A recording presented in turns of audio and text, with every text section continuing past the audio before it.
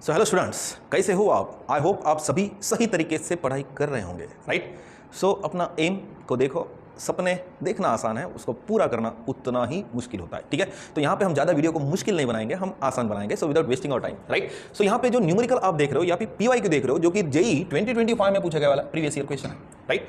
यहाँ पे मैं शॉर्ट वीडियोस बना रहा हूँ क्योंकि इससे पहले मैंने 50 मिनट्स के वीडियोस, एक घंटे के वीडियो, 1.5 घंटे के वीडियोस भी अपलोड किए हैं, बट प्रॉब्लम इज दैट आप वहाँ तक टिक नहीं पाते हो क्योंकि आपको 2020 देखने की आदत है, ठीक है? तो मैं थोड़ा स्पीड को भी इंक्रीज करता हूँ जब मैं एडिट के लिए जाता हूँ, ठीक है? तो ऐसा नहीं है कि इतना फास्ट स्विचिंग है, बस आप जो 4-5 मिनट जो आपके देने वाले हो उसमें आपकी ज़्यादा से ज़्यादा आपका क्या बढ़े, सेल्फ कॉन्फिडेंस बढ़े, आप ज़्यादा से ज़्यादा न्यूमेरिकल सॉल्व कर पाओ, ऐसे एक अपनी धारणा है। अब रहा सवाल, जो मेरे ग्लासेस में जो चमक देख रहे हो वो है, दो मैंने यहाँ पे क्या लगाए हैं, छतरियाँ लगाए हैं, छतरी अम्ब्रेलास, राइट?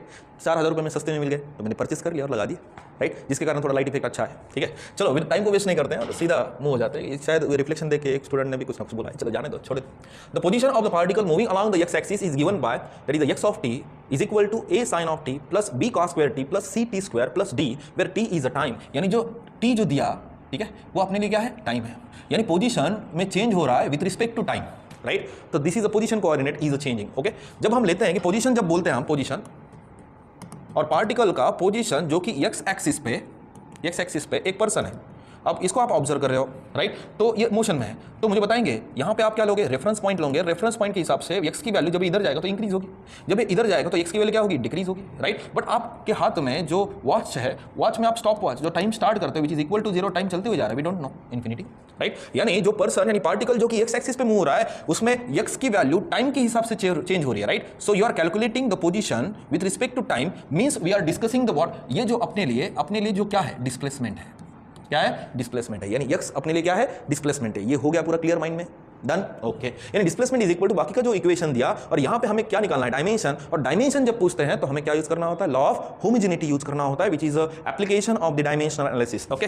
चलो टाइम को वेस्ट नहीं करते हैं और सीधा हम application of the dimension analysis को डिस्कस करते हैं। तो एक्स अपने लिए क्या है, डिस्प्लेसमेंट है, तो सीधा मैं एक्स को डिस्प्लेसमेंट लूंगा जो कि टाइम के हिसाब से चेंज होता है। इक्वेशन क्या है, that is a sin of t plus b cos square t plus c t square plus d।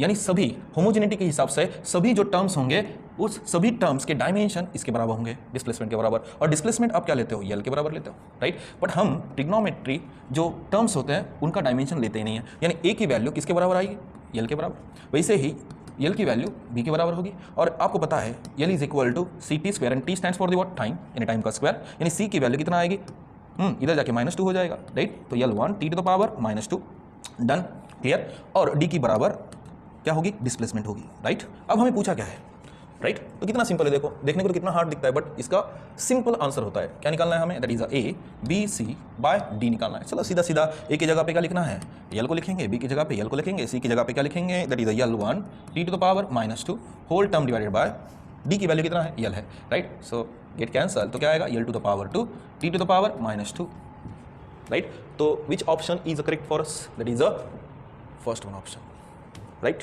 Clear? तो कितना सिंपल होता है बच्चों, आसान होता है, ठीक है? सो फिलहाल के लिए रुकते हैं।